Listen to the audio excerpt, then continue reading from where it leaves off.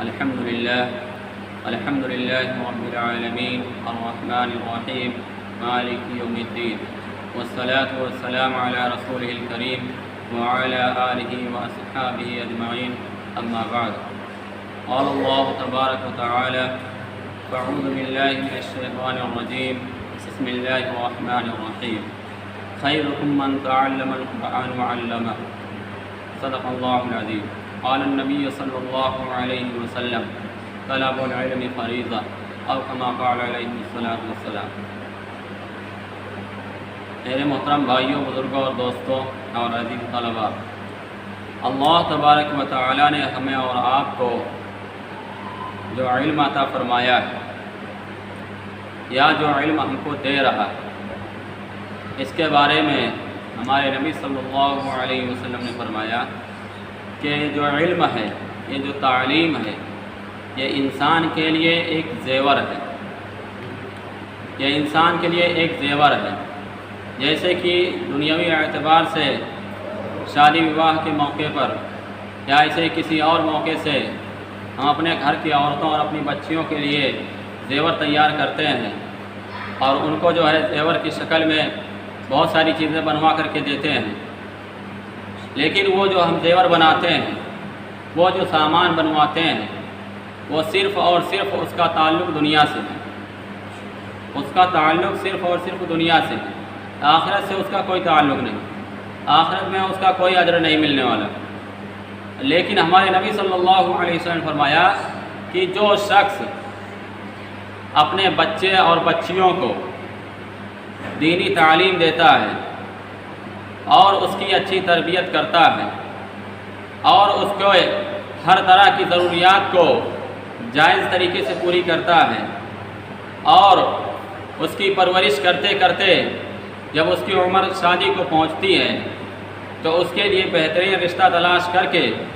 اس کی شادی ایک اچھے خاندان میں، ایک شریف خاندان میں کرتا ہے، تو وہ انسان دنیا کے تمام انسانوں میں سب سے افضل ہے. دنیا کے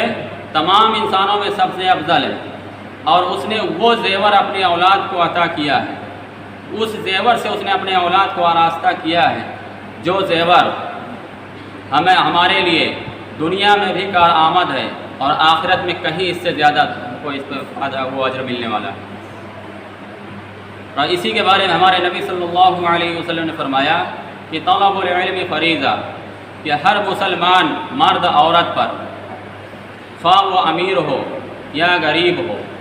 پیسے والا ہو یا کم پیسے والا ہو، ہر ایک مسلمان پر اپنے بچے اور بچیوں کو دین کی تعلیم دینا فرض ہے.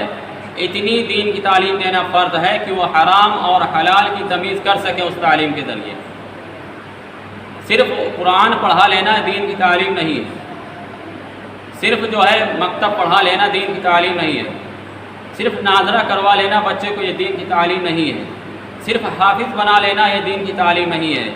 حافظ بننے کے بعد ہمیں دین کو سمجھنے کے لیے اس قرآن کی تفسیر بھی پڑھنا پڑے گا، احادیث مبارکہ کا ترجمہ بھی ہمیں پڑھنا پڑے گا اور فقہ کا مطالعہ بھی ہمیں کرنا پڑے گا. تب جا کر کے دین کی تعلیم ہمیں سمجھ میں آئے گی. اور آج ہمارا اور آپ کا ذہن کیا بنا ہے کہ صرف ہم اپنے بچے کو حافظ بنا لیں یا ناظرہ پڑھا دیں اپنی بچیوں کو، دین کی تعلیم پوری ہو گئی، نماز کا طریقہ آ گیا، بہت ہو گیا. نہیں میرے بھائی، دین کی تعلیم تب پوری ہوگی کہ اگر اس کے سامنے کوئی ایسے حالات پیش آ جائیں کہ یہاں پر اب ہمیں کوئی فیصلہ کرنا ہے، یہ چیز ہمارے لیے حرام ہے یا حلال ہے، یہ ہمارے لیے جائز ہے یا ناجائز ہے. ایک عام مثال بن چکی ہے، ایک عام کہاوت چل چکی ہے کہ ہم تو حرام اور حلال کی تمیز کر سکتے ہیں. پوچھا جاتا ہے کیسے کر سکتے ہیں؟ تو کہتے ہیں کہ کتا کھانا حرام ہے، سور کھانا حرام ہے، خنزیر کھانا حرام ہے، اور جو ہے بکرا اور گائے کھانا جائز ہے. تو اس طریقے سے ہم اور آپ کیا کہتے ہیں کہ ہمارے پاس تو حلال اور حرام کی تمیز آ گئی. میرے بھائیوں، یہ بھی تو ایک مسئلہ ہے کہ اگر مان لیجیے ہمارے لیے بکرا اور مرغا کھانا حلال ہے، کس صورت میں ہمارے لیے وہ حلال ہوگا اور کس صورت میں وہ حرام ہوگا؟ اگر اس کو ذبح کرنے والا کوئی غیر مسلم ہوا یا مسلمان ہی ہوا اور اس نے اس کو ذبح کرتے ہوئے تکبیر نہیں پڑھی، تو بتاؤ یہ بکرا ہمارے لیے جائز ہوگا کہ ناجائز ہوگا؟ یہ ہمارے لیے حلال ہوگا کہ حرام ہوگا؟ تب وہاں پر ہم کیا کریں گے؟ تب ہم وہاں پر کیا کریں گے؟ اس کے لیے ہمیں اور آپ کو جو ہے تعلیم کی گہرائی میں جانا پڑے گا۔ صرف قرآن تک ٹیک لگا کر کے بیٹھنے سے کام نہیں ہونے والا ہے۔ جو لوگ سمجھتے ہیں کہ صرف یہی ہو جائے، صرف قرآن کی تعلیم دے لیں اور کافی ہو جائے، میرے بھائیو یہ تعلیم کافی نہیں ہے۔ اس کے لیے تو ہمیں اور آپ کو رات دن قربان ہونا پڑے گا، رات دن اپنے آپ کو دین کے لیے قربان کرنا پڑے گا، تب جا کر کے یہ دین کی تعلیم ہمارے اندر آئے گی۔ اور آج جتنی محنت ہم دنیاوی تعلیم کے پیچھے کر رہے ہیں،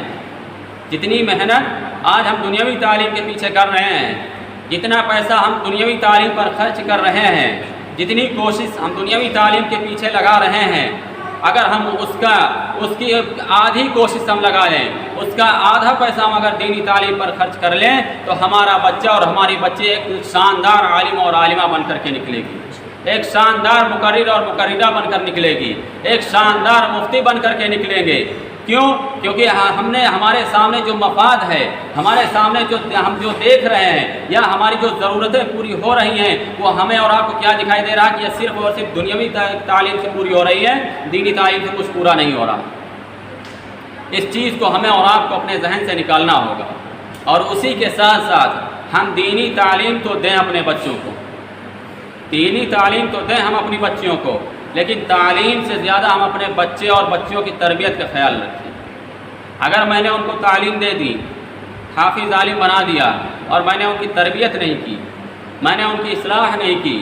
میں نے ان کو صحیح چیزوں کا حکم نہیں دیا، غلط کاموں سے ان کو روکا نہیں، برے کاموں سے ان کو روکا نہیں، صحیح کاموں پر ابھارا نہیں، تو یہ تعلیم بھی ہمارے لیے فتنہ بن کر کے کھڑی ہو جائے گی،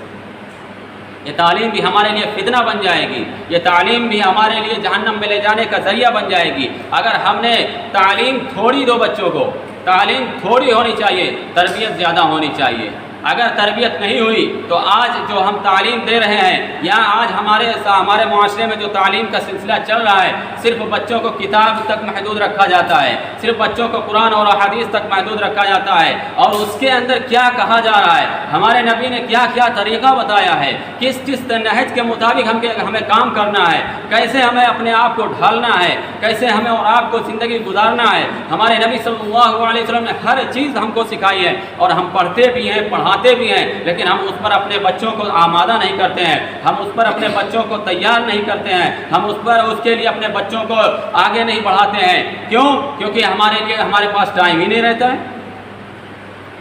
اس کے لیے تو وقت درکار ہے، اس کے لیے تو ٹائم ہونا چاہیے، اس کے لیے تو ہمیں اور آپ کو ان کے بیچوں میں بیٹھنا پڑے گا، ان کو وقت دینا پڑے گا، ان کو صحیح اور غلط کی تمیز سکھانی پڑے گی، تب جا کر کے ان کی تربیت ہو پائے گی، ایسے نہیں ہو پائے گی۔ ایسے ہی ابھی جو ہے دو بچیاں تھیں کانپور کے اندر، عالمہ کا کورس کر رہی تھیں، عالمہ کا کورس کر رہی ہیں، بچپن سے لے کر کے ان کے ماں باپ نے مدرسے میں پڑھایا، بچپن سے لے کر کے ان کے ماں باپ نے مدرسے کی تعلیم دی، وہ مکمل جو ہے عالمہ کا کورس پورا کرنے والی تھی، کسی کا 1 سال باقی تھا تو کسی کا 2 سال باقی تھا۔ بتائیے وہ بچیاں پراپر حجاب میں تھیں،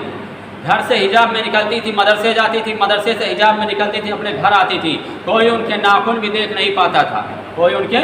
ناخن کو بھی نہیں دیکھ پاتا تھا، اور تعلیم دی جا رہی مکمل ان کو، لیکن ان کی تربیت نہیں کی جا رہی،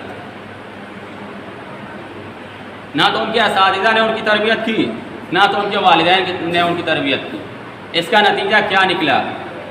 اور ایک سب سے بڑا فتنہ جو آج ہمارے معاشرے میں پھیل رہا ہے، وہ موبائل کا فتنہ ہے۔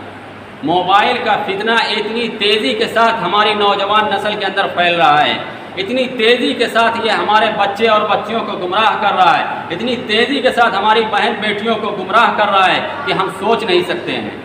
ہم اور آپ تو اپنی بچیوں کو ظاہراً پردہ کروا لیتے ہیں، ظاہراً ہر چیز پر عمل کروا لیتے ہیں، لیکن ہم اور آپ یہ نہیں دیکھتے ہیں کہ ہم نے اپنی بچی کو جو موبائل دے رکھا ہے، ہم نے اپنی بچی کو جو موبائل دے رکھا ہے، اس موبائل کے اندر کون ہے، کتنے لوگ ہیں، کیا کرتے ہیں، کس سے رابطے ہیں، کیا تعلقات ہیں، اس پر ہماری کبھی نظر نہیں جاتی۔ میں تو یہاں تک کہنے کو تیار ہوں کہ آپ اپنی بچیوں کی نگرانی کر رہے ہیں، ٹھیک ہے، اچھی کر رہے ہیں، لیکن آپ اپنی بچیوں کی نگرانی کرنے سے کہیں زیادہ اپنے بچوں کے موبائل کی نگرانی ضرور کرو، ان کے موبائل کی نگرانی ضرور کرو۔ آپ اپنے بچے اور بچیوں کی موبائل کی نگرانی نہیں کر رہے ہیں، ان کو آزاد کر دیے ہیں موبائل دے کر کے، ان کو موبائل دے کر کے آزاد چھوڑ دیے ہیں کہ یہ موبائل آپ کا ہوا، اب اس کو آپ چلاؤ، جیسے چلاؤ، اس کو جیسے چاہو اس کو استعمال کرو، جیسے چاہو نہ استعمال کرو۔ تو میرے بھائیوں، اس گھر کی دیواروں کو اونچا کرنے سے اور اس گھر میں تالا لگانے سے اور اس گھر کے گیٹ میں تالا لگانے سے کوئی فائدہ نہیں ہے اگر اس گھر کی بچیوں کے موبائلوں پر قبضہ نہ کیا گیا، اس گھر کے بچے کے موبائلوں پر قبضہ نہ کیا گیا، اور اگر اس گھر کے بچے اور بچیوں کی موبائل پر نگرانی نہ کی گئی تو اس گھر میں آپ لاکھ پردے کروا لیجئے، لاکھ لوگوں اپنی نظر رکھ لیجئے، کوئی فائدہ نہیں ہے۔ اور اسی کا نتیجہ تھا کہ اپنے بچیوں کو بچپن سے تو تعلیم دے رہے تھے، بچپن سے ان کو مدرسے میں پڑھا رہے تھے، بچپن سے ان کو عالمہ بنانے کی کوشش میں لگے تھے، لیکن ان کو ایک آزادانہ طور پر ایک موبائل دے رکھا تھا، وہ فتنہ دے رکھا تھا، ایک شیطان ان کے ہاتھ میں تھما رکھا تھا، جو کہ اس شیطان کے ذریعے، اس فتنے کے ذریعے، اس موبائل کے ذریعے وہ نتیجہ کیا نکلا کہ نتیجہ یہ نکلا کہ وہ بچیاں پراپر حجاب میں آتی جاتی تھی، لیکن اس کا نتیجہ کیا ہوا کہ بچوں کے غیر مسلموں سے اس موبائل کے ذریعے تعلقات قائم ہو گئے تھے، اور اس پہ ان کی چیٹنگیں ہوا کرتی تھی، اور اسی میں وہ لگی رہتی تھی، اپنی رات اس میں گزار دیتی تھی، اپنی رات اور دن کی نیندیں قربان کر دیتی تھی، اور جاتی تھی مدرسے میں پڑھنے کے لیے۔ ظاہراً تو بہت اچھا لگتا تھا کہ ہم اپنی بچی کو عالمہ بنا رہے ہیں، لیکن ہم ان کی جو باطنی تربیت کرنی تھی اس تربیت نے ہم نے خیال نہ کیا، تو آخر میں نتیجہ کیا نکلا؟ ایک دن وہ تینوں بچیاں نکلی گھر سے، صبح مدرسے کے ٹائم سے نکلی اور مدرسے جا رہی تھی، ماں باپ سے کہا ابا میں مدرسے جا رہی ہوں، اور راستے سے کیا کیا کہ ان تینوں بچیوں نے، ان تینوں لڑکیوں نے اپنے تینوں بوائے فرینڈ کو بلایا، اور غیر مسلم تینوں تھے، اور تینوں کو بلا کر کے تینوں اویو ہوٹل میں چلی گئی،